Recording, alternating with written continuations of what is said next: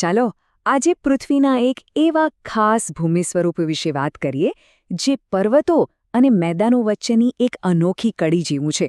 આ એક એવી રચના છે જે ઘણીવાર આપણી આસપાસ હોય છે, પણ આપણે કદાચ એને ઓળખી શકતા નથી. તો તૈયાર છો આ ભૌગોલિક રહસ્યને જાણવા? આ આકૃતિ પર એક નજર નાખો. જો એક તરફ ઊંચા પર્વતો છે અને બીજી તરફ લગભગ સપાટ જમીન. પણ આ વચ્ચેની જે રચના છે એ શું છે? ચાલો આ કોયડાને ઉકેલીએ અને સમજીએ કે આ શું છે અને કેવી રીતે બને છે.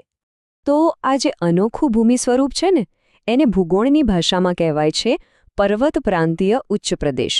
અંગ્રેજીમાં એને પીડમોન્ટ પ્લેટો કહે છે. હવે નામ સાંભળીને થોડું અટપટું લાગશે, પણ એની પાછળનો જે આખો કોન્સેપ્ટ છે ને, એ બહુ જ સીધો અને સરળ છે. અને મજાની વાત તો એ છે કે એનું નામ જ બધું કહી દે છે.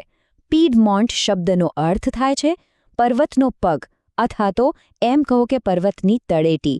કેટલું સચોટ નામ છે, ખરું ને? એ આપણને સીધું જ કહી દે છે કે આ ઉચ્ચ પ્રદેશ ક્યાં જોવા મળશે. પણ અહીંયા એક સવાલ થાય, શું પર્વત પાસે આવેલો દરેક ઉચ્ચ પ્રદેશ પર્વત પ્રાંતીય હોય છે? ના, એવું બિલકુલ નથી. તો ચાલો જોઈએ કે એવી તો કઈ ખાસિયતો છે જે તેને બીજા બધાથી અલગ પાડે છે અને એને આ ખાસ ઓળખ આપે છે. જો આની મુખ્ય ઓળખ માટે બે વસ્તુઓ હોવી ખૂબ જરૂરી છે. એક તો એ પર્વતોની તળેટીમાં આવેલો ઉચ્ચ પ્રદેશ હોવો જોઈએ, અને બીજું એની એક બાજુ પર એકદમ તીવ્ર, સીધો ઢોળાવ હોવો જોઈએ. બસ આ બે શરતો, પર્વતની નજીક અને સીધો ઢોળાવ, એ જ એને ખાસ બનાવે છે.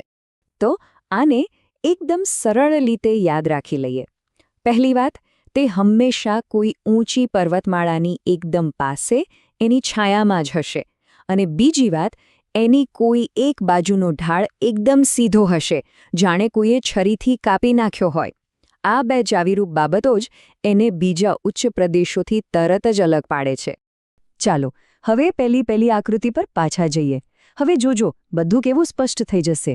આ રહી પર્વતમાળા, એની તળેટીમાં બનેલો આ છે ઉચ્ચ પ્રદેશ. અને આ જુઓ, એનો એક તરફનો સીધો ઢોળાવ. બધું બરાબર બંધ બેસી ગયું ને? હવે આ ચિત્ર માત્ર એક આકૃતિ નથી, પણ આપણને એક આખી ભૌગોલિક વાર્તા કહી રહ્યું છે. ચાલો તો હવે થોડી થિયરીમાંથી બહાર નીકળીને વાસ્તવિક દુનિયાની સફર કરીએ.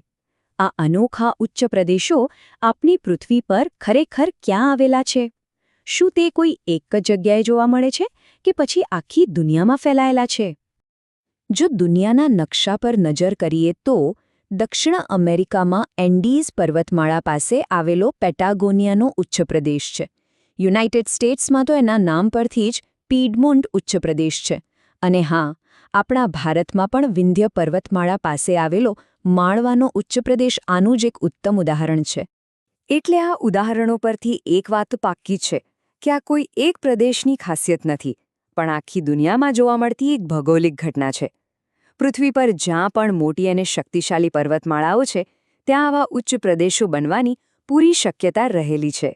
તો હવે પછી જ્યારે કોઈ ભૌગોલિક નકશો જોવાનો થાય, ત્યારે પર્વતોની બરાબર બાજુમાં આવેલા આવા ઉચ્ચ પ્રદેશોને ઓળખવા સહેલા નહીં બને.